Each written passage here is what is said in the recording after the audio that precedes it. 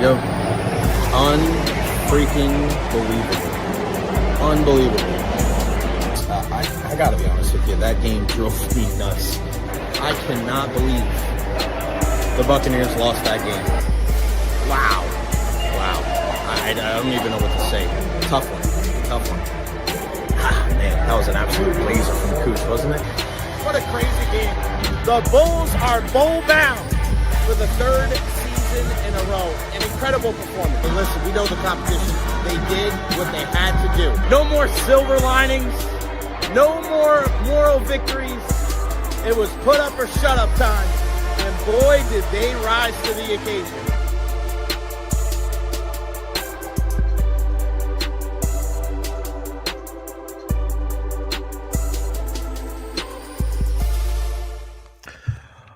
What the heck did you guys do yesterday? What did you guys do yesterday without me? What's going on, everybody? Welcome to the Recher podcast. Happy February 11th. Oh my God, where has this year gone?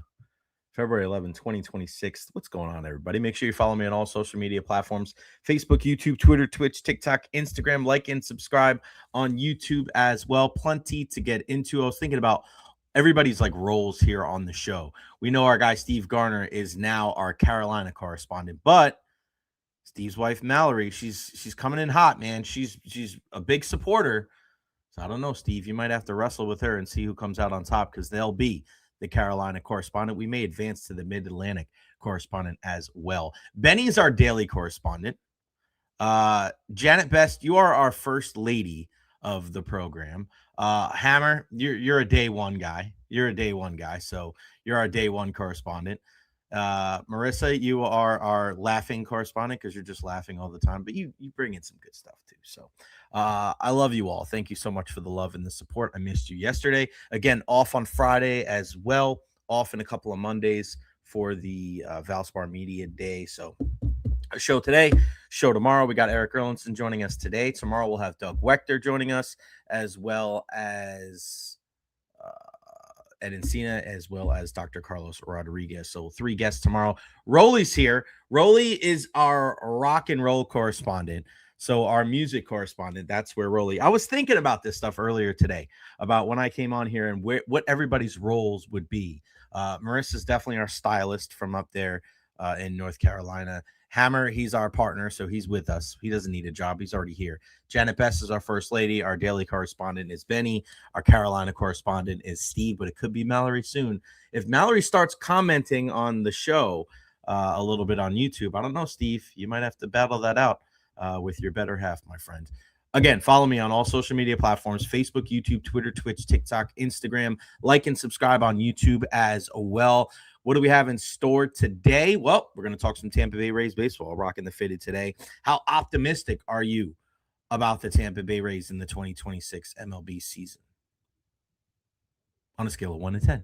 1 meaning not optimistic at all, 10 being extremely optimistic. We'll get into that at about 12:05. Also on the program today, we will get into the Buccaneers. And we just saw another mock draft come out from Field Yates from ESPN, with the Buccaneers zeroing in on a certain player at a certain position.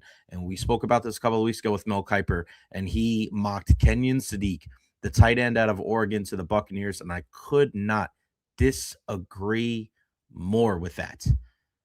Was Field having a different idea? Well, we'll get into that at about 12:20 today. At 12:40, the best part of the Winter Olympics so far. I think it's just kind of weird how people use this opportunity to shit on the Olympics. Just don't talk about it. Don't worry about it then. For me, I'm all over it. I don't care what it is. If it's luge, if it's skeleton, if it's ice dancing, if it's women's figure skating or hockey, I'm all about it. I'm all about it. If it's on, I'm watching. And I was just watching Slovakia and Finland. Slovakia jumped out to a 1-0 lead with a goal by Juraj Slavkovsky, the star of the Montreal Canadiens, but answered right back. I think it was Tolvanen. I was getting ready for the show, but last time I checked, it was 1-1. So, of course, pulling for Slovakia and our guy Erik Chernak in that matchup with the Finns that have a bunch of Carolina Hurricanes and Florida Panthers. So no doubt. Slovakia, who we are rooting for. Steve, UNC can beat Duke, then lay down a Miami ranked 11 is laughable. I know. And how about Miami, who was terrible last year, come back, and now they're just shy of 20 wins. Insane. All right. Eddie Harada, our guy. You are our South Florida correspondent. My guy. You are South Florida correspondent. Benny stoked for Olympic hockey. I am too. The women's ice hockey team is rocking, Rolly. Holy smokes. A 5-0 blast on Canada yesterday. And of course, they did not have their captain, their leader, Marie-Philippe Poulin, who is probably the greatest female hockey player of all time. Probably in her last Olympics, but I'm not going to count her out. We'll talk more Olympics a little bit later on. But yeah, it's been a lot of fun, and I'm so happy with what happened with USA or Team USA hockey yesterday. And curling, bro, curling has a hammer. Love it. You got that right, pal. And the curling, I thought it was so cool to see mixed doubles yesterday where our American crew lost in the gold medal matchup to a brother-sister combination from Sweden, which was, I thought it was all class. All class. Really, really cool. And Thiessen, she was the first woman to ever get a Olympic medal for curling from the U.S. So congratulations. That was really, really awesome. All right, I'll ask you guys. On a scale of 1 to 10, how optimistic are you about the Tampa Bay Rays in the 2026 MLB season? 1 being not optimistic at all, 10 being very optimistic. And I think the first thing that gives me hope about this season coming up is the infield. It's just those 5 guys that are involved, 6 guys that are involved in the infield, with Junior Caminero at third, with Carson Williams at short, with the new second base in there with Gavin Lux. You have Jonathan Aranda, you have Yandy Diaz, and then you also have Taylor Walls, who is going to be able to provide gold glove defense at second, short, and third. That is what gives me, when I look at all the things with this Tampa Bay Rays team, that's the one thing I look at and go, okay, I have faith that they're going to be pretty damn good.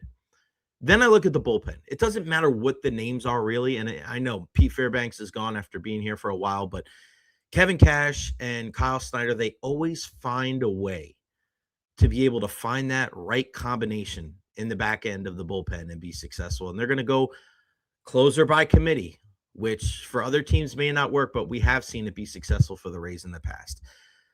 Some of my areas for concern, it is the starting rotation. And Shane McClanahan coming back, hopefully he's 100% healthy and we can see him get back to that all-star level.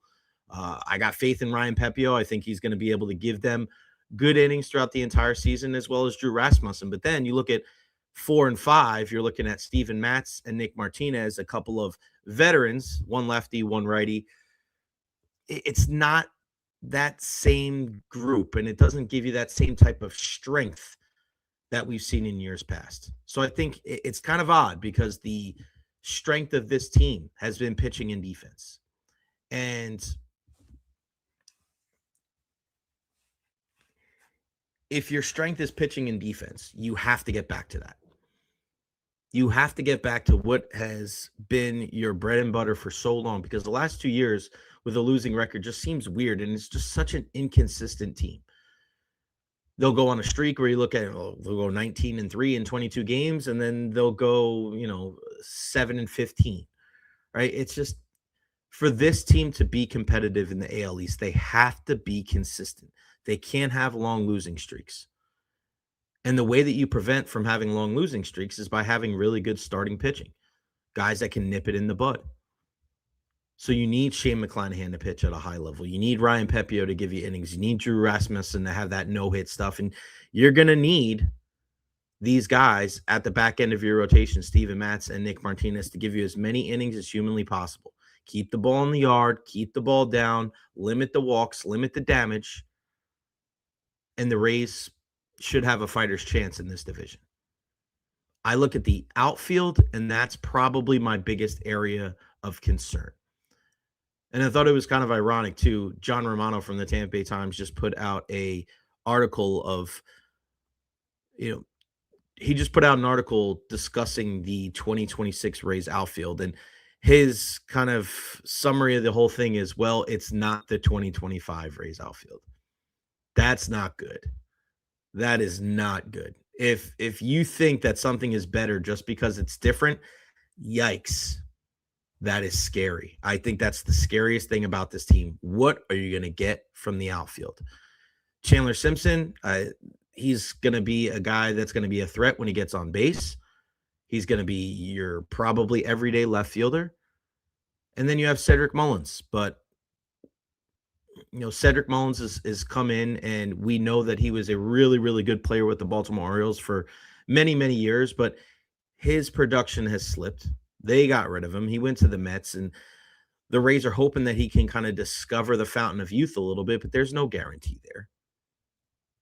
And then there's a lot of other names that are very unproven in the major leagues. And when you're in the AL East and you're going up against the Yankees and the Red Sox and the Blue Jays and then the Orioles, it's tough, man. It is tough to think that you are going to compete when you don't have a Roman Anthony in your outfield, when you don't have an Aaron Judge in your outfield, when you don't have a George Springer in your outfield and your DH. You need guys that can produce. Now, I looked at some of the stats of the Tampa Bay Rays, and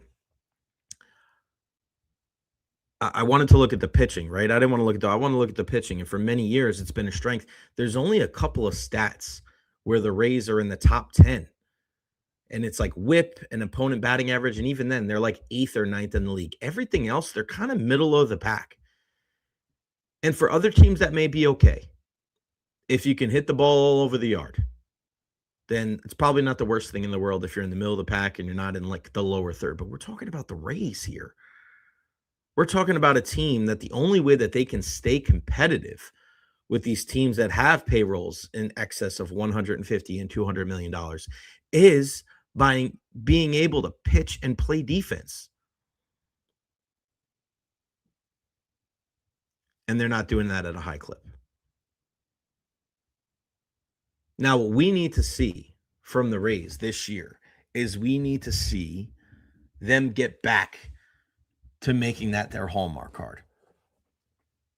They got to pitch it, and they got to play good defense. And listen, I think this is a big year for a guy like Kyle Snyder too. And Kevin Cash. It's got to be better. It's got to be better from Erik Neander as well. I really like Erik Neander. Really like really like Erik Neander, really like Kevin Cash, really like Kyle Snyder, but they have to wear some of this too. It's not been good enough for anybody the last couple of seasons. I mean, how many times are we going to keep going back to the well before questions are being asked about whether there needs to be a change? Do I think there needs to be a change? No.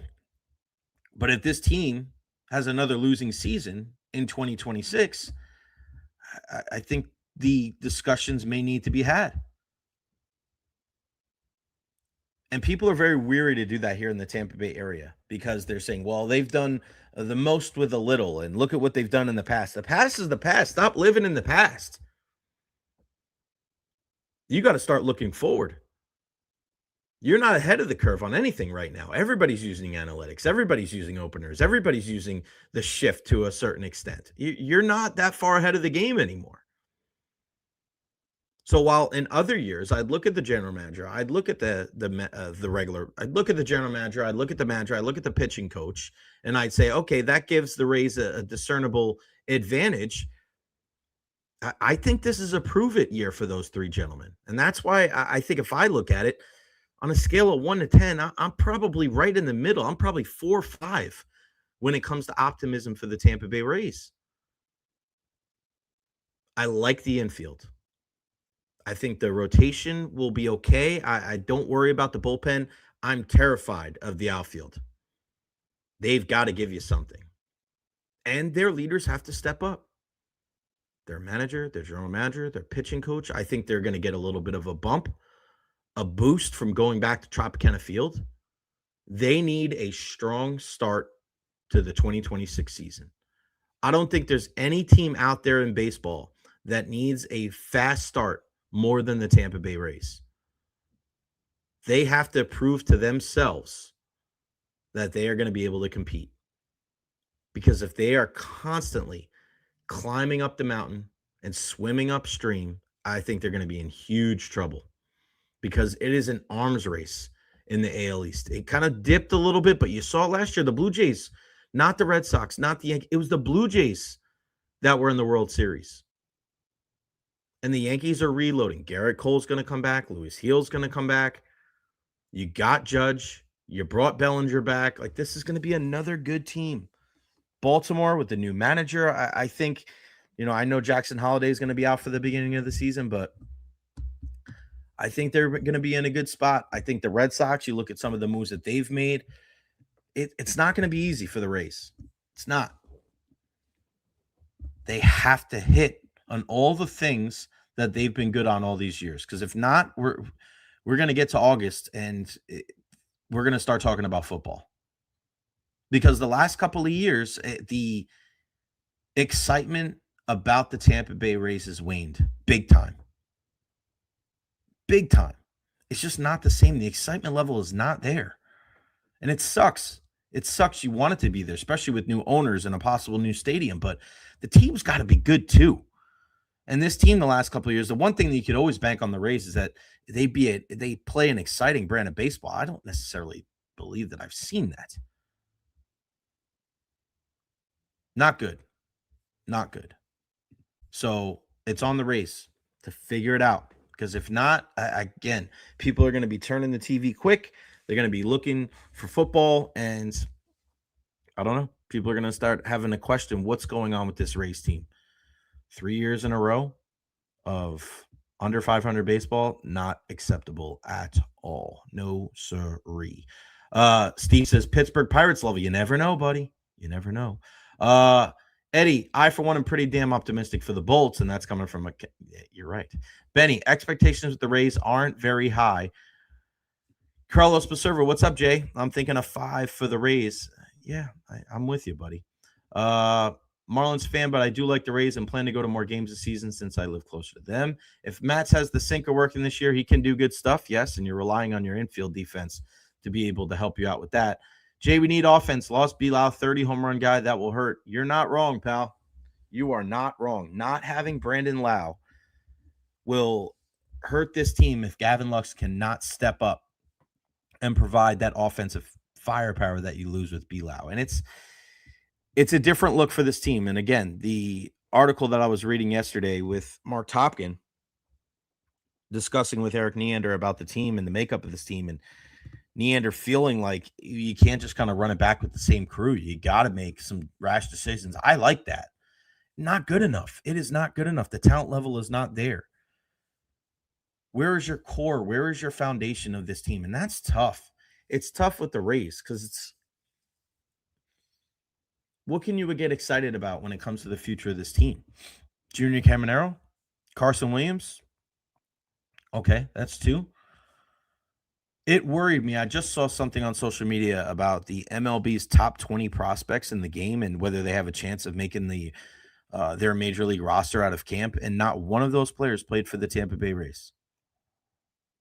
That's one thing that, just think about all the things, and this is why I'm at 4 or 5 when it comes to the optimism, when it comes to the Rays. Pitching, defense, prospects. Those are the 3 things for the last couple of years. All right. Where are we at with the prospects? Where are we at with the pitching? How good's the defense going to be? I mean, that's a lot of ifs, ands, and buts, and hoping, and coulda, woulda, shoulda. Like, you can't. What's the known commodity for the Rays? Yikes. That's a tough question. Blue Jays and Orioles improved with all the moves they have made. You're right, Carlos. Not wrong. My guy, Big Will, the man, the myth, the legend, Will Hawkins. Hope you're doing well, buddy. You are the best. What's up, Wrecking Crew? DT is a little late. David Terry, our Liverpool correspondent. We might give you the whole Premier League, David. How about that? Our Premier League correspondent, David Terry. Mario, they'll have to set the record for most hit and runs, running hits, and stolen bases to make up for the lack of power. If 76 to 80 wins is the expectation in this town, we'll be talking about who to sell at the deadline in football in mid-July. David Terry, who's playing second base, is going to be Gavin Lux, who they got in a trade. Honest Hammer, he's at a 6. I think new ownership and who owns the team have an effect on the team chemistry. Isn't talked about enough for that with our infield. And Jose, I'm over a 5. Okay. And then CJ letting us know Chernak and Mikola already going at it over in Italy. That kind of stuff will definitely carry over. And we've seen it. in the Four Nations. We've seen it in regular season hockey that, that kind of stuff is going to carry over. So, again, Nico Mikkola is that guy. The Panthers have a lot of guys like that. The Panthers have a lot of guys where it's like they will pick on certain guys, but they won't pick on others. They won't pick on guys that, that are eye level with them. You're not going to see that from Nico Mikkola. You're not going to see that from AJ Greer. You're not going to see that from Aaron Ekblad. Right? That's what I loved about a guy like Patrick Maroon. Because when you look at Pat Maroon was not a fighter. He was not a fighter at all. But he went out there and he was trying to fight freaking Chara. Like, right? Like, think about that. That's the difference. That's the difference. Is that these guys will pick on Brandon Hagel, who's one of the smallest guys in the Lightning. And then when they get challenged by a Scott Sabrin or they get challenged by Erik Chernak or Curtis Douglas, then they bow down and act like they're Mr. Peacemaker. Get out of town. You got to be – listen, that's why I love what I saw from what's his name? Jeremy Swayman. Swayman's not bigger than Andrei Vasilevsky, but he went out there, dropped the gloves, and Vasi was super appreciative of it. I got respect for Jeremy Swayman, no doubt. And, of course, he's Team USA as well. If you guys didn't get an opportunity to watch the Lightning Recharge special on all the Lightning social media channels, I watched it on YouTube last night. It was an hour-long episode of – it started with the win over Colorado – and then, with John Cooper and his 1,000th win, and then also the outdoor game. It was insane. It was one of the best they've ever done. Shout out to Mikey. Shout out to Gabe. Those guys do such a great job for the Lightning video team. And, oh, man, Titus O'Neill narrated it. Go watch it. I've watched some of them over the time. It's hard. It's hard to keep track with everything. But that was the one I circled. I said, no matter what, I have to watch this. So if you get an opportunity, go check them out. Go watch that. I also was watching some of the interview yesterday with Coach Mitch Hannes from our guys at Bruin at McEwen. They start this weekend, Friday. If you guys want to go, I'm actually going to see if some of my guys want to go out to that game Friday night over at Red McEwen Field, man. Baseball and softball. A big sweep for USF yesterday over Delaware, and we just got to keep those good vibes rolling. We'll talk more about USF in about 25 minutes or so. But I want to get into this. Field Yates, again, I'm going back now. A couple of weeks ago, we were talking about a mock draft by Mel Kiper, who for a long time has been the, quote-unquote draft expert for ESPN, the worldwide leader. It seems like he gets more wrong than he does right, but whatever. I digress. But he puts everything into that. And he had the Buccaneers drafting with the 15th overall selection in the first round of the 2026 NFL draft, Kenyon Sadiq, the tight end out of Oregon. And I yelled at my computer when I saw that the first time. I go, you have got to be kidding me. There is no chance in hell that the Buccaneers draft a tight end in the first round. I would lose my ever-loving mind. Defense, and hold on. Defense. Yes, defense. When you get later in the draft, you want to draft an offensive guy, an offensive lineman, a running back, fourth round and beyond, fine. The first 3 rounds better be defense, and then, a defense. Now, if you want to use one of these picks to trade and get a Max Crosby and trade and get a Trey Hendrickson or somebody like that, I am all for it. This is a big off season for Jason Light too. He has got to give this team an opportunity to win with giving Todd Bowles some weapons on the defense. Whether you think they should have retained Todd or not, he clearly does not have the right guys to be able to rush with 4 and to be able to utilize all these crazy exotic blitz packages. I mean, we've seen it. We've seen it work before. And for all the people that, again, that are still hung up on, they should fire Todd, they're not. So stop wasting your breath. They're not getting rid of Todd Bowles. They're sticking with him. They're giving him an opportunity to change his offensive and defensive staffs. Support the guy or don't. Just stop with the same old shit about get rid of Todd Bowles. It ain't happening. It ain't happening. Stop crying over spilled milk. It's already out of the bottle. Go clean that damn thing up. But for the Buccaneers and their organization, as far as the defense of a guy like Todd Bowles, it's kind of hard to get rid of a guy if he doesn't have that full complement of players that is really going to let him call the defense as he sees fit, like he did in the Super Bowl, when he was able to get home with four guys, when he was able to get home with a Jason Pierre-Paul on one side, with a Shaq Barrett on the other side, and you were getting that inevitable push up the middle from Ndamukong Suh and Vita Vea, then you saw the rest of those seven guys go to work. You saw Levante David and Devin White what they could do. You saw with Antoine Winfield Jr. and Jordan Whitehead and Carlton Davis and Sean Murphy-Bunting and Jamel Dean and all those guys, Mike Edwards, you saw what all of those guys could do. We haven't seen that since. Now, Jason Light, that's on him. You got to find a way. Now, you're getting David Walker back. The whole Hassan Reddick thing clearly did not work. And you're hoping that Chris Braswell in year 3 can take a step forward. Yaya Diaby can take a step forward. But it's tough.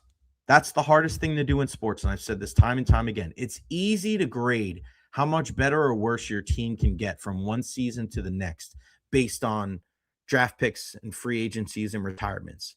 Because you'll go, all right, well, if I add this guy, automatically we're going to get better. Or vice versa, if we lose this guy, we're going to get worse. But the hardest thing to quantify in all sports is how much better or how much worse a guy gets individually from one year to the next. Like, we all think that Yaya Diaby can do some things, right? But how much better is he going to get from this past year to next year? A little bit? A lot? Does he automatically turn into a 10-sack guy and blow past the 10 sacks and turn into a 15-sack guy? We don't know that. Judged by what we've seen the last couple of years, I wouldn't put my money on that. Chris Braswell, where's your hope there? The most viral thing that Chris Braswell has done is eat a burger over the freaking offseason. I saw him eating a halal burger for one of my friends' restaurants. That's it. I want to see production. We don't know what a guy like David Walker is going to do. We have no idea. What's David Walker going to do? They had high hopes for the kid, but I don't know. So when I look at this mock draft from Field Yates from ESPN, I want to see a defensive player. Now, are they going to have an opportunity to draft arguably the best player in the draft with Arvell Reese? No, I doubt he makes it past 3. David Bailey, the edge out of Texas Tech, it would be great to see him. I don't think they're going to go down that route. I don't think he'll get there. Excuse me. They would gladly draft him at number 15. He's not getting out of the top 10. No doubt about it. Caleb Downs, the safety out of Ohio State. I don't think that's the spot that you really need to go. And then you look at some of these other draft picks at this time, offensive. Are they going to go corner? Maybe. Will Ruben Bain be there from Miami? I doubt it. Sonny Styles would be a great pick, the linebacker out of Ohio State. But again, I don't know if he's going to be there at 15. But Field locks in with Texas A&M edge rusher Cassius Howell. Now, a lot of people think he's the most explosive rusher in the class, according to Field. And he won SEC Defensive Player of the Year's honors in 2025 with 11.5 sacks. This is a guy that you're hoping that if the Buccaneers can bring him in, he's 6'2", 248, a senior. He's been around that program.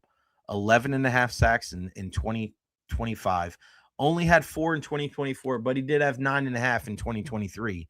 You need a guy that's going to be able to step up and help and just be the number one.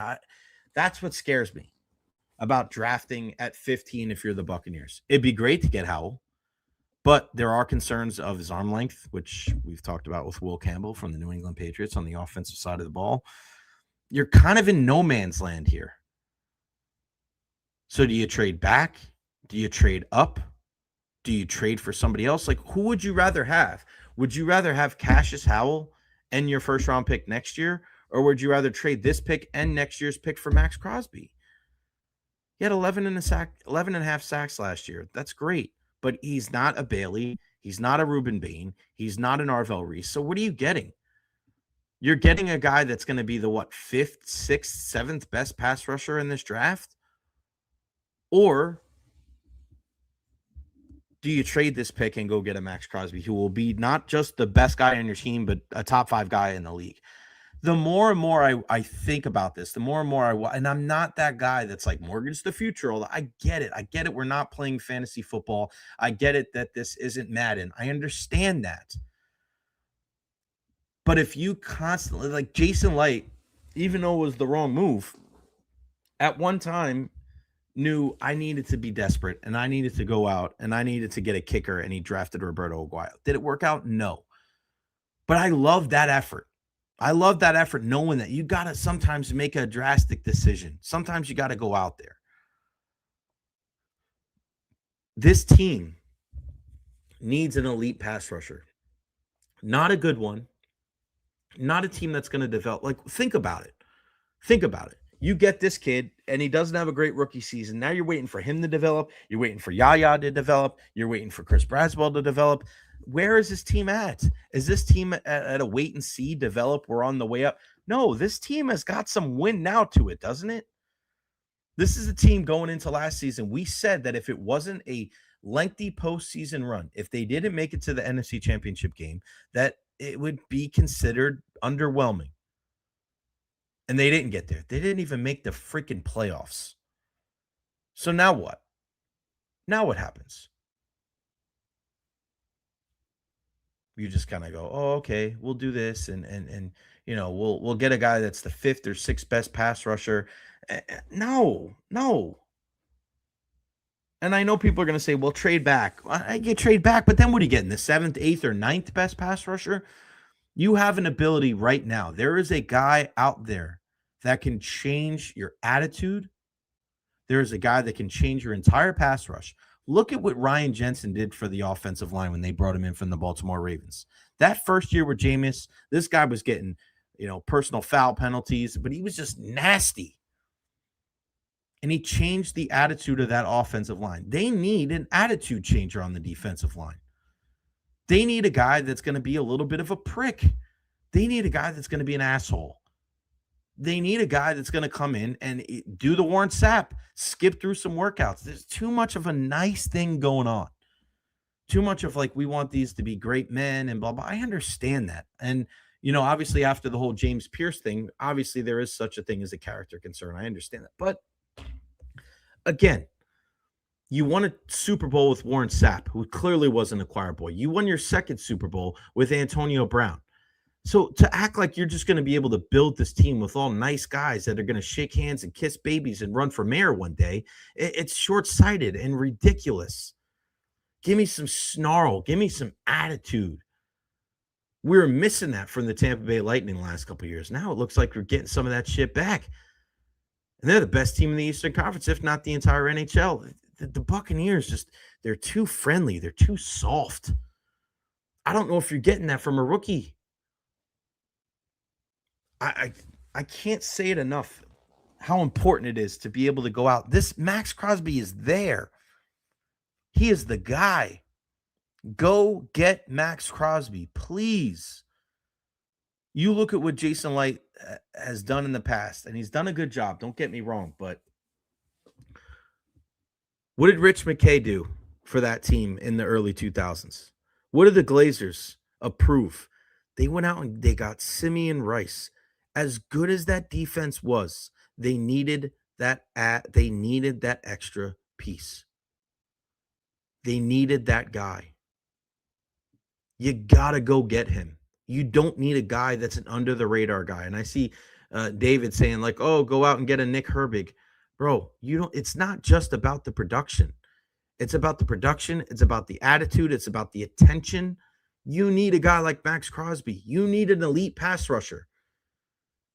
Doing this is you're not mortgaging the future. You have to pay to get good guys. And if you look at your team and you are unable to develop these guys, there is an opportunity to go out there and get a guy. He's available. Go get that guy right now. Scott Reynolds has been saying this a lot.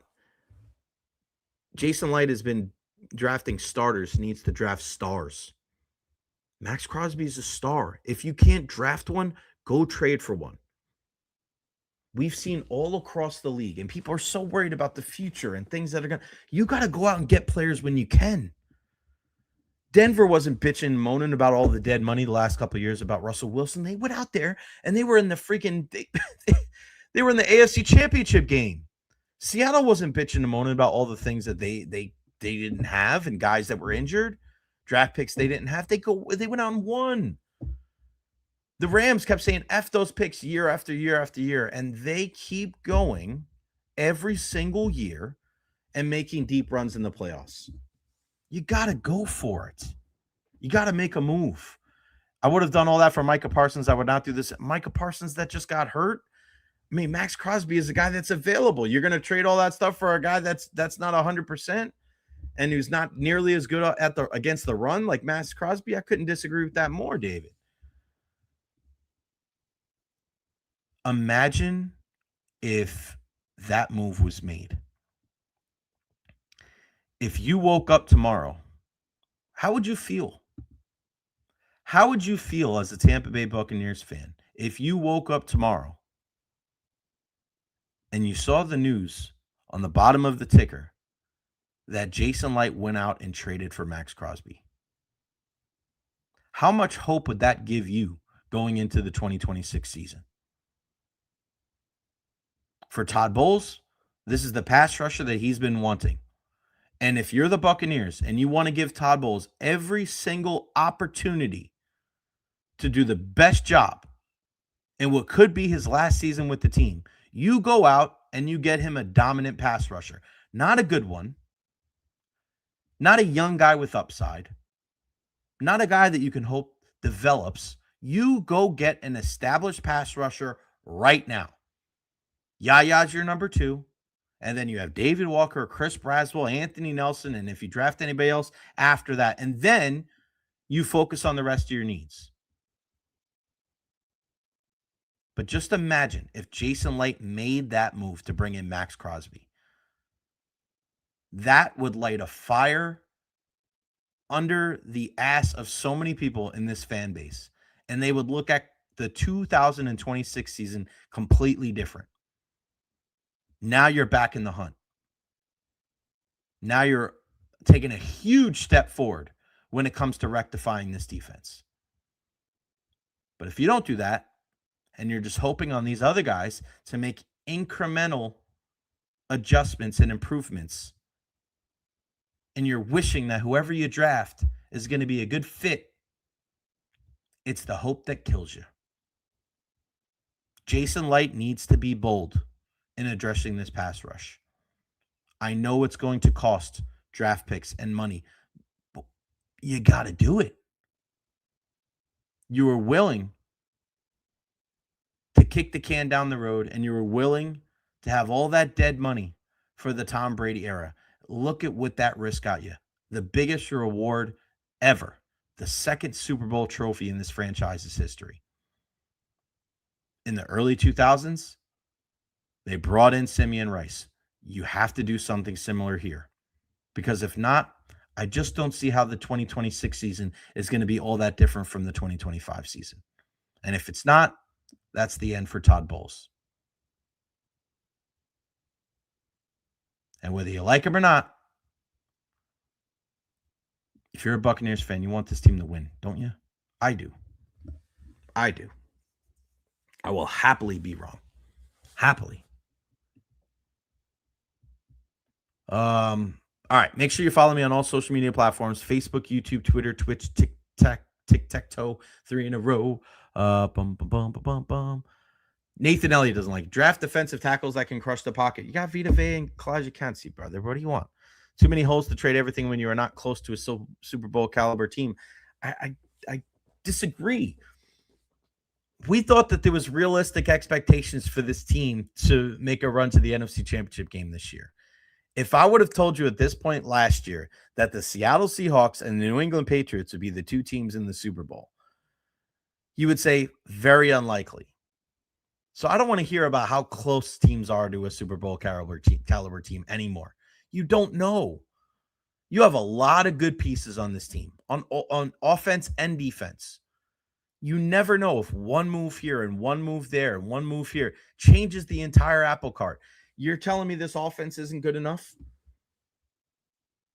I think with a full year with a damn good offensive line, or with a damn good offensive coordinator and Zach Robinson, if you get all of these guys back, and it's a great possibility, if you can get a couple of linebackers and you can fix the pass rush, I think the secondary is in a decent spot. Morrison, Parrish, a year older, Winfield, Izzian, Ty Key. You're probably drafting the guy, probably bring in a couple of free agents as well. I don't hate the secondary, and they'll look a whole hell of a lot better if they ain't covering all damn day like they do with this pass rush. You go out, get a couple of linebackers to help Servassier. You go out and get a couple of pass rushers. Remember, this team had a lot of bad luck when it came to injuries last year as well. If you focus and you get the right mix on defense, why not? Because as much as this NFC South is getting better, they're still not world beaters. You're still not looking at this division like it's the AFC West. It's not you're not in a division with a bunch of MVP candidates. Would it be shocking and surprising if the Buccaneers bounce back and won the division next year? No, not to me. Do they have to make the moves? Yes, of course they do. But let's not act like just because it went south this year and it was poor this year, like this team sucks. It doesn't suck. There's still a lot of good pieces here. They have to make the right maneuvers. A little tinker here, a little tinker there. They got to fortify what they need to fortify on the defensive side of the ball, and then let's roll. Let's see what this team is all about. But to think that they're just going to stand still and not do anything, no bueno. Not good. All right. So I love what I've seen so far from the Olympics. You guys enjoying the Olympics so far? I love it. And the fact that men's hockey starts today with Slovakia and Finland, and then Sweden's playing a little bit later on. I love it. The figure skating has been amazing. I mean, have you seen Malinin, the quad god for the U.S.? The high score at one point was like 102, 103, and he came out with a 108 in the short program. The guy's just insane. It's really his gold medal to lose. I just enthralled with the entire thing. Curling, again, we got the silver medal, which I was very, very happy with, to be able to see. Let me see. Boom, boom, boom. Hold on. Just making sure that I get everything right here. Bum, bum, bum, bum. Look at Chloe Kim. Myles Garrett's out there. All right, bud. You see the Myles Garrett stuff with Micah Parsons? That was hilarious. That was so great. He was talking smack. And listen, Micah's good, but he's no Myles Garrett. He's just not. I hate to break it to you, bud. Don't forget we have the Beckles and Recher podcast today at about 2:30 over at the Dignitary Cafe. But yes, Isabella and Rasmus Vrana, Sweden's first ever team of siblings at the Winter Olympics, won gold in mixed doubles, beating Corey Teese and Corey Dropkin. So really, really great stuff. And Teese became the first woman ever to bring home a medal for curling from the United States. It was great. Really, really good stuff. And you look at the look on the face of the Rana brother and sister combo. And I love some of the back and forth that they said, like they don't always get along. And it's relatable. It's relatable. I thought it was fantastic. The other thing, Steve, this is why Steve, the $5 super chat, again, this is how we're going to keep this train rolling. The super chats, like our guy Steve, and also our partner, Honest Hammer and EverHealth. Shout out to our Carolina correspondent, $5 super chat. You're in the lead still with Mallory. Mallory's got a lot of catching up to do. Speaking of Olympics, props to Ben Ogden. First Olympic men's cross-country medal since 1976. Did you see this? It's unbelievable to be able. I don't think people realize how good this guy is. Now, Ben Ogden, and I watched it. To get that silver, they were going nuts. So proud of him, and to be able to be the first guy in 50 years. Well done. Well done. And maybe in other years, he would, win the gold. But the most dominant guy, Johan Clabo, the man, 29-year-old. He's one medal away from the Winter Olympics all-time record of 8 golds. This guy has won 5 golds, 1 silver, and 1 bronze in Beijing and Pyeongchang. If you go back and watch the last 2 minutes of it. And again, they're going nuts because Ogden wins the silver. But this guy, Clabo, when everybody's going up the hill, everybody's struggling, and this dude just hits the afterburners and just climbs up this hill at the end of the race with skis on and blows everybody away. He even kind of slows up at the end so that the gap between him and Ben Ogden weren't as much. But that guy is one of the best Olympians I've ever seen in my life. And there's still more opportunities I think he's got 5 more chances to win golds. Johan Hosflut Clabo, Norwegian, cross-country, 29-year-old. He could go down as one of the greatest Winter Olympians of all time. Nuts. Absolutely nuts. He's a beast. Absolute beast. What's going on today? Let me give you the Olympics. Here we go. Of course, we got the hockey going on right now. Gold on the line for, I saw this yesterday, Evan Bates and Maddie Chalk. So keep an eye on them. Speed skating at 12:30, figure skating at 1:30, the ice dance and the free dance, the full schedule of events. Again, we got the hockey going on right now between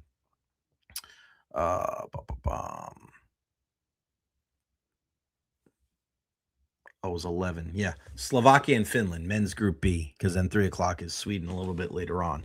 So, of course, we got our fingers crossed for our guys. Pulling for Erik Chernak is always my guy. He's such a good dude, man. I wish there was an easier way to the scoreboards for these things. The women are whooping ass. Oh, it's 1-1. Okay, got it right here. 1-1, Finland, Slovakia, 18:46 left in the third. Again, goals by Slavkovsky, and I think it was Tolvanen as well. Italy and Sweden at 3:10 today. Good stuff. The Seattle Seahawks were also celebrating 50 seasons of football, and that's how they awarded their fans to finish a milestone season. You're not wrong, Mario. You are not wrong. Guys, make sure you are following me on all social media platforms: Facebook, YouTube, Twitter, Twitch, TikTok, Instagram. Like and subscribe on YouTube as well. Big thank you to our super chats, like our guy Steve Garner, and our partners, Honest Hammer Custom Builders and Evra Health. Honest Hammer Custom Builders for all your residential and commercial needs. These guys are the best. They really are. They help you out with everything. And if you want to, remember, it's not just your house, it's your home. You want to be able to trust the people that are going there and working on your bathroom, working on your kitchen, working on that room that you just want to completely refurbish and renovate. And also, if you have a blank plot of land, if you have a open plot of land, you want a fresh build, this is the guy.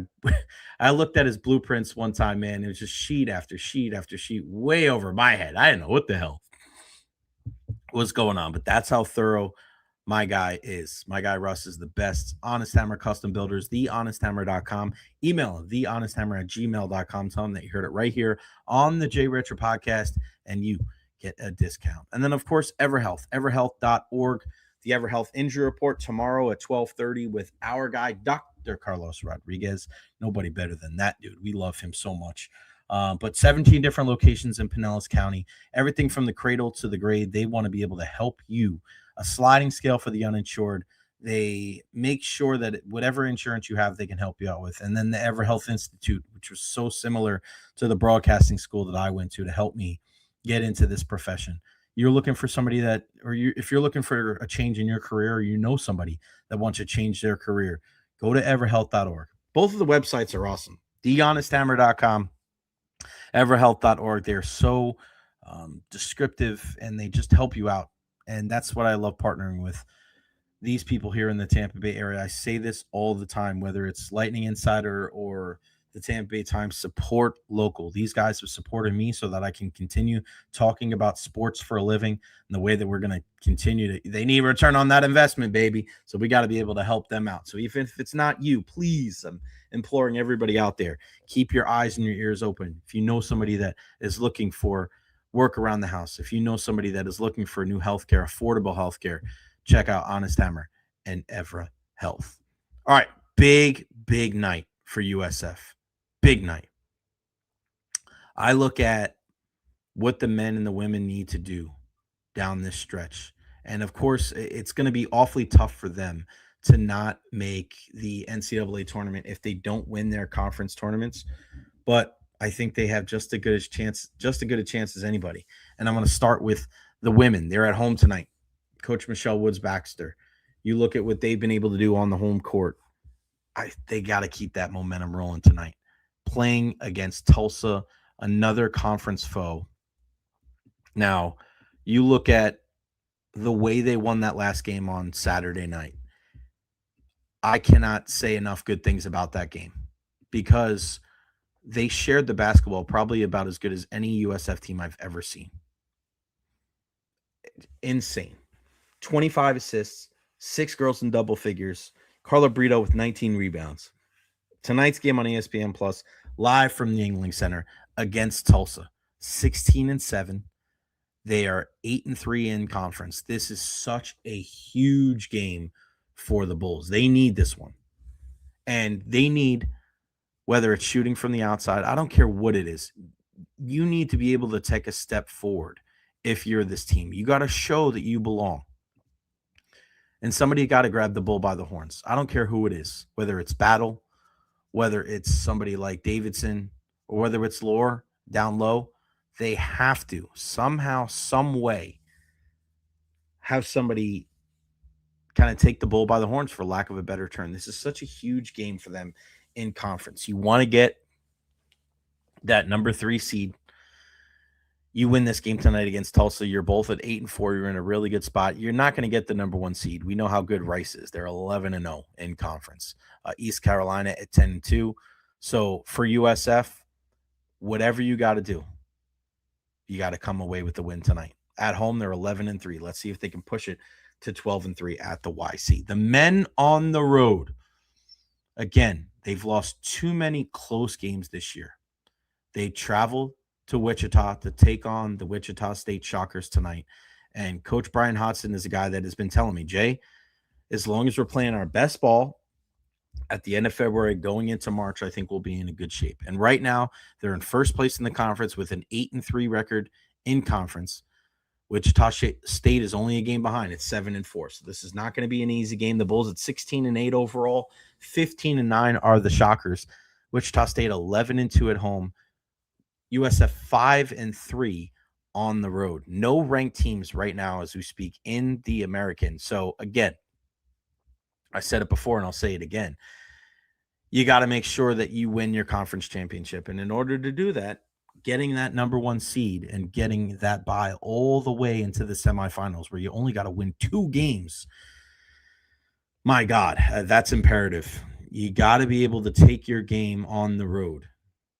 Playing tough defense, rebounding. And when you have a guy like Isaiah Nelson in the middle, you really have a good chance to be successful and to be able to win this game. So best of luck to the Bulls tonight, whether it's here in the Tampa Bay area or in Wichita against the Shockers.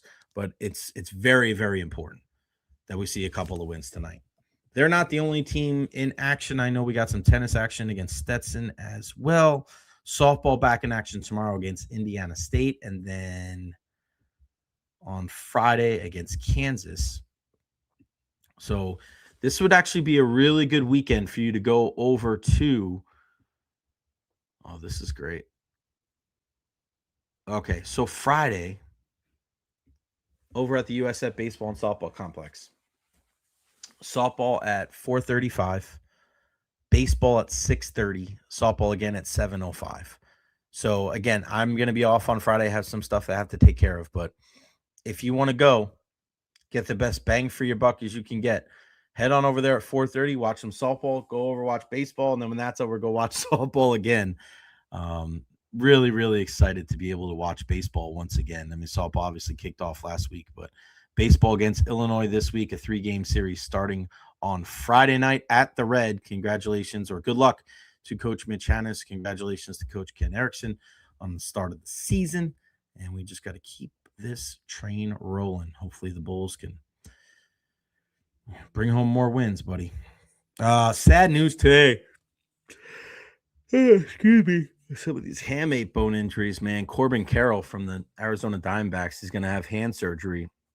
He's going to miss the World Baseball Classic, which will be here in a couple of weeks. Sucks, man. Francisco Lindor and Jackson Holliday also with the same injuries early in spring training. So Holliday is going to miss opening day.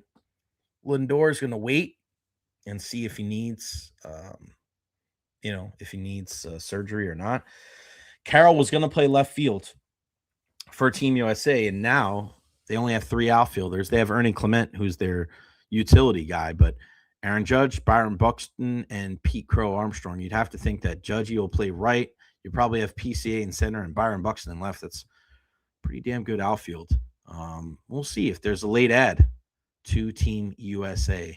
We're going to need everybody. And I love, if you read the story on Paul Skeens and his decision to go play for Team USA, I love it. I love that he was so early on. He was the second guy to commit right after Aaron Judge. And, we talk about best on best a lot. You want to see best on best. And we're not seeing best on best in the Olympics when it comes to hockey, regardless of what anybody says. You can't tell me that we're seeing best on best and you don't have the best goalie in the game there. And then you don't have Nikita Kucherov, who's no worse than the 3rd best player in the world. Sorry. And I'm not trying to have a discussion of right or wrong or whether they should be allowed or not. That's inconsequential. It really doesn't matter. The fact is they're not there. So it's not best on best. He's not there. So we'll see. Let's go Bulls. You got it right. Adam Cartwright again. I just mentioned it before. Mitch Hannes, the interview with the guys from Bruin and McEwen. Go check them out. PCA breakout star of this tournament. I hope so, Steve. We saw that with Trey Turner and how good he was. And I want to take a moment and thank you, David Terry, before we get our guy Erik Erlendsson on, to say happy birthday to one of the greatest people I've ever met in my entire life. She is our national anthem singer for the Tampa Bay Lightning and just one of the pillars of our community. She is one of the best people I've ever met. Sonia Bryson Kirksey, her battle with MS. She served our country. She's dealt with so much, losing her son, her mom being sick, her being sick during COVID. Like, she is one of the strongest and one of the best people that you're ever going to meet. If you ever have an opportunity to go up to Sonia and say hello and give her a hug, she's 101. There really is nobody like that. She's just such a special human being. So thank you, David Terry. Spot on, my friend. We will definitely always show a lot of love to our good friend, Sonia Bryson Kirksey. She is the best. Thank you, thank you, thank you. Happy birthday. I think she's 59 years young. God bless her. She is the best. Erik Erlendsson, lightninginsider.com will join us here momentarily. We'll see what team he's pulling for. I found it weird. Some people were discussing, I'm going to root for the Canadians and John Cooper. I'm like, not me, not I, not doing it. Wow, look at this. A 3-1 lead for Slovakia. A couple of goals in 2 minutes and 10 seconds. Slavkovsky scores his second of the game. His first one was unassisted, and then Eli Tolvanen scored to tie it up there in the second period on assist from Joel Armia and Arturi Lehkonen. And then right about the halfway point of the third period, Slavkovsky scores on the power play. Simon Nemec, the defenseman from the New Jersey Devils, and Dalibor Dvorsky on the assist there on the man advantage. And then Dvorsky gets one of his own with Gernat and Liska as the players with the assist. So a couple of apples for those guys. So 2-point night for Slavkovsky with a couple of goals, and then a goal and assist for Dvorsky and Slovakia, who was not favored in this game. They only had 7 NHL players on their team. And Finland had everybody except one player on their team that was a player in the NHL. So, wow, that's you want to talk about an upset to start the tournament? We'll see if Erik Chernak and the Slovakians can finish and see it through. Really, really fun. So glad that we are here and we're rolling with some Olympic hockey, and we're very happy to chat with our guy, the correspondent, the Spoon correspondent, the Icelandic, Nordic, Slavic. You're in charge of everything up there, buddy. Erik Erlendsson joining the program. What's going on, buddy? How are you? Buddy, I'm not the mayor. I don't know. I don't know if you know this or not. You are the mayor. You're the mayor, the governor, the you're the emperor. You got it all, buddy. What's going on over there, Double E?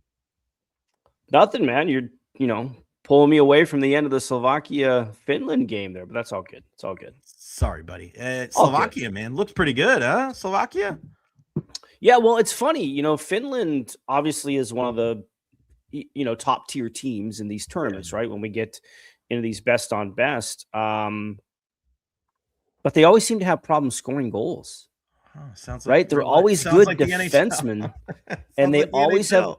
Like, it doesn't matter. I mean, they got Mikko Rantanen and Sebastian Aho and Rupe Hintz and Miro Heiskanen. I mean, they've got a really good roster when you kind of break it down. But, it just shows even in these tournaments, man, you make mistakes that they can come back and bite you. And, Finland's made a couple of them, and they haven't had the offense to make up for their mistakes. And that's why they're trailing 3-1.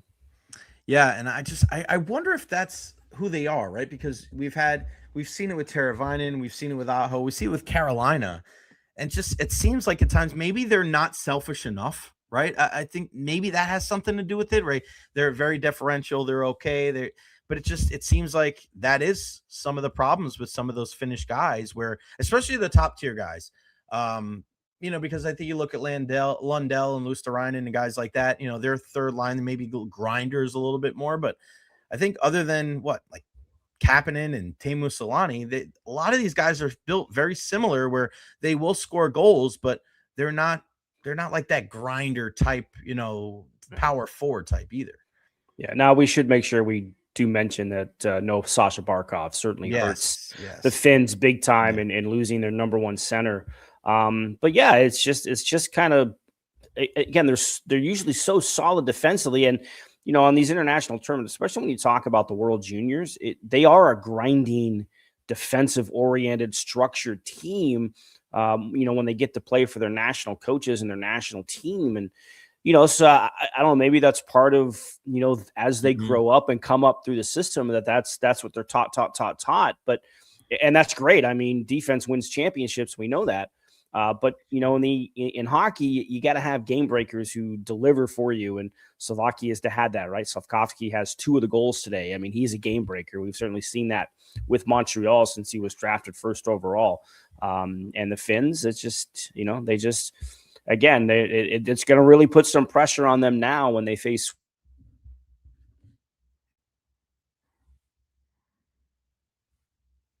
Oh damn! We had a pause. 3 minutes in. I thought we were going to get away from the pauses today. We're back. You got it back. You're back. We're back. All right. So I'm checking the score right now. Sweden plays later on today. How excited are you to see Victor Hedman and Pontus Holmberg out there? Very excited. I'm very excited too. It's going to be great to see the red, white, and blue out there tomorrow too. I'm not cheering for. It's 3-1 still, 3:45 left in the third period. Double E is frozen, so we're just going to keep talking about. There you go. What's up? Is it our connection? What's going on? I don't know. Like, I've done StreamYard stuff before, and I don't have problems at home. I don't know what it is. I just had Kevin actually turn off the game because I was streaming it, so maybe that'll help free up some bandwidth for me. So yeah, maybe that's what it is. Fingers crossed. Yeah, you're like the only person that it happens to here on the show. Yeah. So I don't know what it is, but yeah, I mean, it's got to be cool to see Hedman and Holmberg out there for Team Sweden as well. It looks like Hedman's going to play in the third pair. It looks like Holmberg's playing on the third or fourth line for Sweden. So excited to see those guys against Italy as well. Yeah, we'll see. Sweden's had some injuries, right? Losing Leo Carlsson's a big blow for them to their lineup, and but it's going to be fun to see Hetty on the international stage, right? He hasn't had this. It's crazy to think that he hasn't had this opportunity, right? He wasn't selected in 2010. I don't know how he got passed over in 2014. Obviously, the NHL didn't go in 18. And then, the COVID situation sort of didn't allow the NHL to go in 2022. So this is his first and most likely his last opportunity to do it. So it's going to be good to kind of see him on that international stage. And, I think Pontus Holberg has surprised a lot of us this year in watching him. He's like one of those guys that, you don't appreciate until you see him play every day. And, what he's been able to bring to that line with Gergensons and Gord. In terms of protecting the puck and everything else, it's going to be fun. I mean, this is going to be such a fun tournament to kind of keep tabs on, and especially when you start to get out of the group stage and get into the elimination games. That's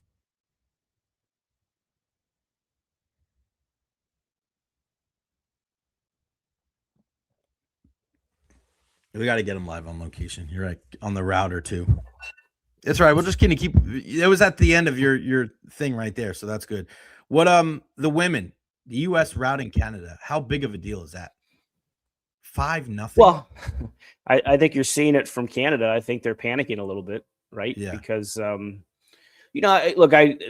game in group play in the women's side doesn't really matter a ton. And I think if you look at the history of the Olympics, usually the team that wins that preliminary round game loses the gold medal in the game, right? It's kind of worked out that way in past. But I think when you look at the way that game was played yesterday, the speed, the aggressiveness, the tenacity, everything the U.S. played with that Canada didn't have a match for. And, now there's question marks, does Canada have too old of a roster compared to the U.S.? And, certainly there's still some stars, Hillary Knight and Kendall Coyne-Schofield, on that U.S. team, but you got some really good young stars as well, making an impact so far in this tournament.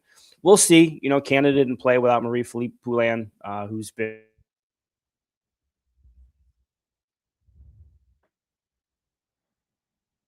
Yeah, you were saying about he's coming back. MPP. Yeah, you know me. They need her. You're right, Poulin. I mean, she was such a big part, one of the greatest players of all time, and not playing in that game, I think, was just as much of a mental and a psychological blow as it was a physical. But I think this is the first time ever watching that the U.S. had a considerable speed advantage. And I think early on they were rough and tough. And I remember the Angelo Ruggiero days, and Annie Schlepper was playing. And, now I look at it and you look at some of these young kids that they have coming up, like they are freaking flying past Canada. And I don't think I've ever seen that before. Yeah, there's a big difference, I think, in the way that the U.S. has developed some of the players over the years, and I think that's a lot of credit to the development program, right? We talk a lot about.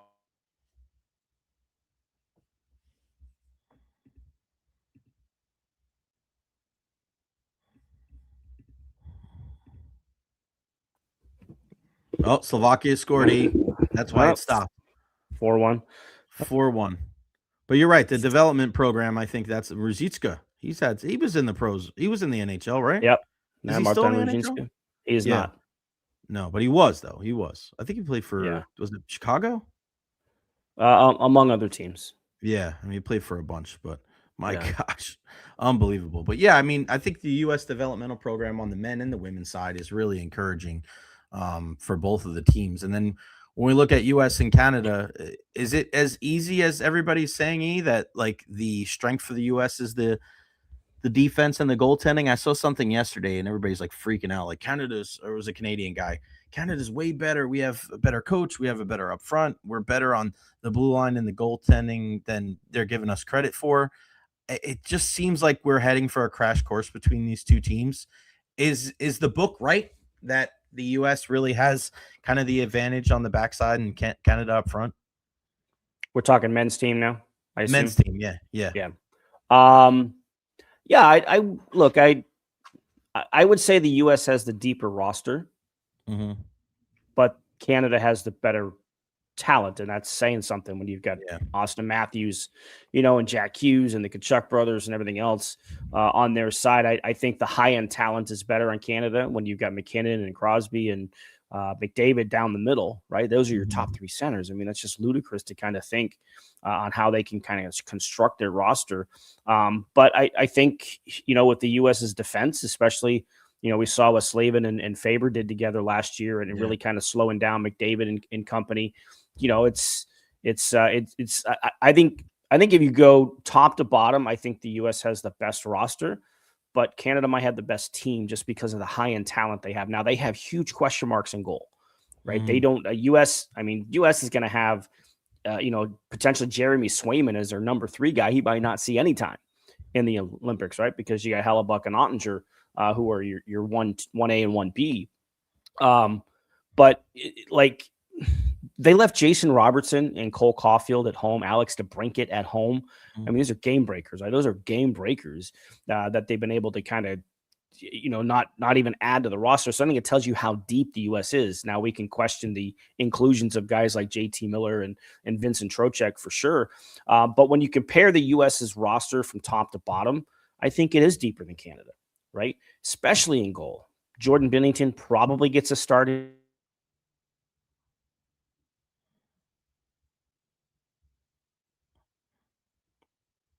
He's coming back. We'll pick up with Jordan Binnington. When you come back, we'll pick up with Jordan Binnington. Jordan Binnington, go ahead. Left off. John Cooper is going to be loyal to Jordan Binnington. He's going to give him the opportunity to start because, he had question marks in the Four Nations, but he came up with some clutch saves when they needed him to. So John Cooper going to give him an opportunity. I think by the time we get to the eliminations, I wouldn't be surprised if it is Logan Thompson that's in goal. But that's the question marks that Canada has in net. But their defense and their team in front of them might be so good it might not matter. Right. You think back to the 2010 games where, I think it was Marty Brodeur that started that tournament for Canada, but it was Roberto Luongo who was in net for the gold medal game. And, you go back and watch that game, like how many saves did Luongo have to make in that game? The defense was so good and just keeping bodies and pucks away from the net, right? So it might not even matter who's in goal if they can defend the way that Canada did in 2010. Now that's 16 years ago. That's a long time back in the cycle. But it's going to be, that's the biggest question mark I think Canada has is in their goal. Can whoever is in net make that save when they need to? Jordan Binnington has proven it under John Cooper. Logan Thompson is kind of new to it, assuming he's the number 2 guy. So we'll see how it goes. But I think you're right. I think everything is kind of pointing towards a U.S. versus Canada gold medal match. And boy, how great would that be for ratings? One thing to keep in mind, though, because all of us who watched the Four Nations last year, if you fight in international hockey, it's a game misconduct and a major penalty. So don't expect to see Brandon Hagel and Matthew Tkachuk dropping gloves anytime soon. It'll be close, but they're not going to do it. A 4-1 win for Slovakia, Slavkovsky with the 2 goals there. And I guess I was going to ask, who could upset the apple cart? Who's the one? Is it Sweden now? Certainly Czechs? Sweden can do it. Look, it's not. I mean, Sweden was the only team that didn't lose a game in regulation in the Four Nations, right? Yeah. So now again, they've got some injuries coming into this tournament. But yeah, I mean, Sweden can do it. Finley can do it. They've got the talent to do it, even though they lost to Slovakia today. Switzerland, when their influx of NHL talent that they have now, they got some question marks in goal as well.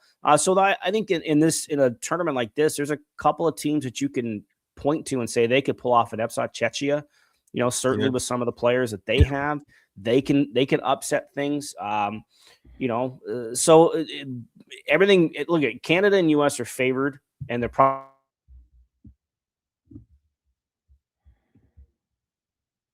They are favored. You're right, buddy. Keep going. U.S. and Canada are favored. U.S. and Canada are favorite. Go ahead. Yeah, so hopefully that's just kind of the way things kind of go. I think it'd be great for ratings. I think it'd be for the league to get these two rivals matched up after, especially what we saw in the Four Nations last year, to get them matched up in a gold medal game here this year. No doubt about it. What do you got up on lightninginsider.com, my friend? Well, I'm actually in the middle of kind of putting up a primer with some of the differences in international hockey versus NHL hockey and the group setup and how everything is going to work in this tournament, because everybody's going to make the elimination round, right? Mm-hmm. First, each group winner will get a bye to the quarterfinals. The top number 2 team will also get a bye, and the remaining 5 through 12 seeds will all play to get into the quarterfinals. And it's going to come fast and furious, right? The group play stops on Sunday. These elimination games are next Tuesday. Quarterfinals are Wednesday, semis are Friday, and then you're going to have the bronze medal and the gold medal game. So it's going to come very fast. Sort of a breakdown how all of that works. So I'm hopefully that'll be posted here this afternoon, and we'll keep an eye on things here during the Olympics, and which does not seem to like this. I don't understand it. I don't understand why this is, although I have had problems with another one. So it most likely is my internet, because we gotta start a GoFundMe. We gotta start a GoFundMe for Double E. We'll start the GoFundMe for the Double E Spectrum account. We got to make sure that we can advance you and get you to we got to get you to the top end. We'll do a GoFundMe for you. I'll do a little Spectrum action for you. You got Spectrum? Hey, I don't have Spectrum. I have Frontier, which is why it's kind of confusing why I'm having problems. I don't have any problems with the internet in any other situation other than when I come on your podcast. I don't understand. We love you, buddy. Well, thank you so much. Lightninginsider.com. Use that promo code JNZ. Get $10 off, not just this year, but every recurring season. And then, of course, Erik _Erlendsson. That's a K, not a C, 2 S's after the D. And with the Lightning, when they come back, especially, obviously, we're going to be talking a lot of Lightning hockey over the years, and Erik's going to be covering the Olympics. But once this team comes back, man, we are going to be storming towards the postseason, and that is why you want to support local, support our buddy Erik Erlendsson, lightninginsider.com. You're the best. Thank you, brother. We'll talk next week. Yep, my pleasure. And if I just make a quick plea, go local. Support the local, because as anybody knows, I lost some freelance work. That's gonna hurt me. If you don't already subscribe to my website, please give me a subscription. That supports everything I do, whether it's on the radio, whether it's on social media, coming here on these podcasts with you. That all supports and helps keep me in the game. So if you don't have a subscription, please consider supporting local, and keep us all around the game, because that's what matters is supporting the local so we can be there. That's right, man. All right, appreciate you, brother. Have a good weekend. All right, thanks, Jay. You too. You got it, buddy. You heard the man. Support local. Erik Erlendsson, lightninginsider.com. Again, JNZ, get that promo code, $10 off, not just this year, but every recurring season. This is a good, you're looking for something to get a Lightning fan that is a diehard fan. Help them out, man. I mean, help Erik out, but help them out. Help them out, man. And just make sure you do whatever we can. We got to support local, man. We got to do it. We need to have these people at these games, and myself included. That's why we speak about it a lot. It's important. Erik's been covering this team longer than everybody. We need his coverage. We need him here on the show. So again, please, lightninginsider.com. Use that promo code JNZ. Spread the word. If you don't do it, I don't know what the hell's wrong with you. We need your help. Come on. Do what you can. Steinbauer Sports. Got to say hi to Jay. Yes. So it's our fault? Yes, it is your fault. Benny, you got to help everybody out. Come on, baby. Subscribe to the Jay Recher podcast. Subscribe to lightninginsider.com. That's the only way we're going to keep this train rolling right here locally. All right, guys, this is going to wrap it up for me. I got to get rolling. Heading over to Ian's house. Beckles and Retro podcast coming up, 4817 Southwest Shore Boulevard. We'll be over there at the Dignitary Cafe. Slovakia wins 4-1 in that one. Again, I can't say it enough. Please get out there. Help our guy. Help our guy, Erik Erlendsson, lightninginsider.com. Use that promo code JNZ. I cannot say it enough. All right. I love you all. Big thank you to, come on now, our guy, Steve, the $5 super chat. A big thank you to Honest Hammer Custom Builders and EverHealth. Could not do this without you guys. Go Liverpool. No, David Terry, our Premier League aficionado and correspondent. All right, back in action tomorrow. We got Doug Wechter. We've got Eddie Encina. Of course, we got Dr. Carlos Rodriguez as well. I love you all. Follow me at JRetro on all social media platforms. We'll see you tomorrow at noon right here on the J Retro Podcast. I'm going.